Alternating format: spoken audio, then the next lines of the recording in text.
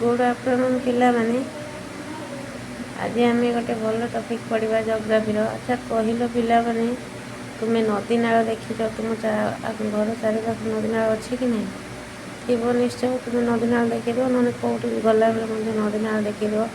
आज आम से नदी नाल को नहीं गोटे भल टपिक पढ़ा नदी तार उपनदी और शाखा नदी कौन आसतु चलतु पढ़ा। देखु यहाँ है गोटे नदी नदी आमर टपिक कौन अच्छी नदी व तार उपनदी व शाखा नदी। आम जाना कौन यहाँ गोटे नदी है यहाँ मनकर गोटे नदी है ये नदी चतुर्पार्श्व कि आखपाखे ये गोटे गोटे छोट छोट नदी जाए सब नदी जाए कौन कर यार पाखे मिसी ये नदी जाए या पाखे मिसी ये नदी जाए या पाखे मिसी ये नदी जाए या पाखे मिसी ये नदी जाए ये पाखे ये जो नदी छोट छोट नदी सब जाए बड़ नदी मिशुंट ये छोट छोट नदी की कहगला कौन ना उपनदी। कौन कहगला उपनदी। एटा गोटे उपनदी एटा गोटे उपनदी। आम कौन जाने उपनदी कौन जिते बड़े छोट छोट नदीर जल जाकि मुख्य नदी में मिसे ताहाकू कहुए उपनदी। मनकर यहाँ गोटे महानदी है यही महानदी है महानदी उपनदी किए किए आम जान महानदी उपनदी है शंख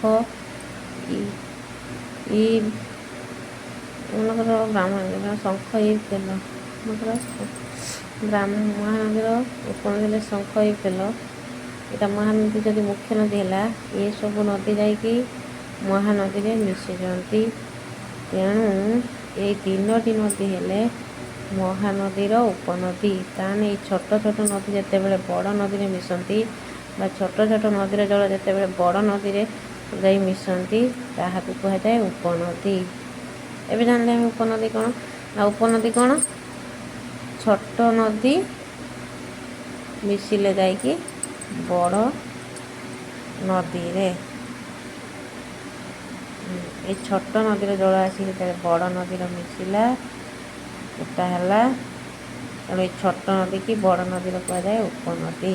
एबे उपनदी जानले आम ए शाखा नदी जाना शाखा नदी शाखा नदी जाना शाखा नदी जाना पूर्व मुझे गोटे गचर उदाहरण दूसरी मनकर यहाँ गोटे है गछ यहाँ है चेर या गचर गछ ये डाल ये डाल रू ये शाखा प्रशाखा जाती मनकर ये चेरटा जदि है मुख्य नदी ये मुख्य नदीर जल को मनकर सपोज मुख्य नदी रहा ये मुख्य नदीर जल को कौन हुए ना ये शाखा प्रशाखार सब पठा जाए जी मुख्य नदीर जल को लेकिन शाखा प्रशाखा को पठाती ताहाकू शाखा नदी कहुए। उदाहरण मनकर यहाँ गोटे मुख्य नदी है ये मुख्य नदी किसी अंश बाहर की ये रहीगले मतलब यहाँ मुख्य नदी है यहाँ मुख्य नदी है मुख्य नदी किसी अंश बाहर रहीगले से कौन कले ये नदी की जल देदेले ये नदी को जल देदेले मुख्य नदीर जल को नहीं जो नदी अन्य नदी में मिशाती सेटा है शाखा नदी।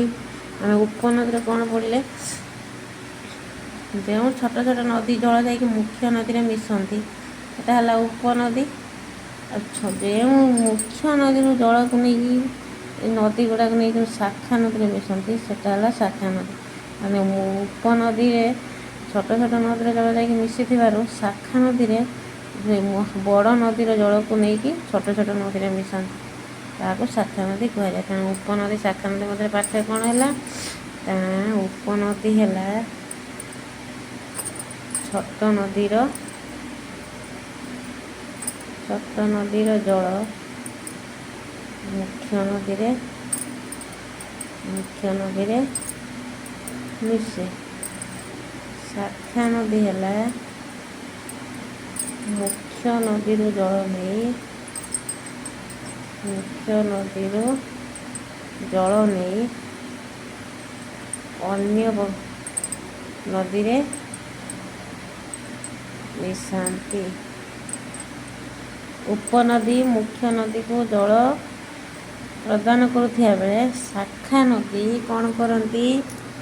ମୁଖ୍ୟ ନଦୀର ଜଳକୁ ନେଇ ଅନ୍ୟ ନଦୀରେ ମିଶାନ୍ତି।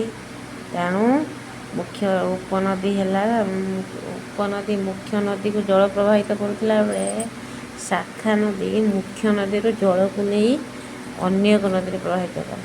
ତେଣୁ ଆମେ ଜାଣିଲେ ମୁଖ୍ୟ ନଦୀ ଓ ଶାଖା ନଦୀ କ'ଣ। ରହିଲି, ଥ୍ୟାଙ୍କ ୟୁ।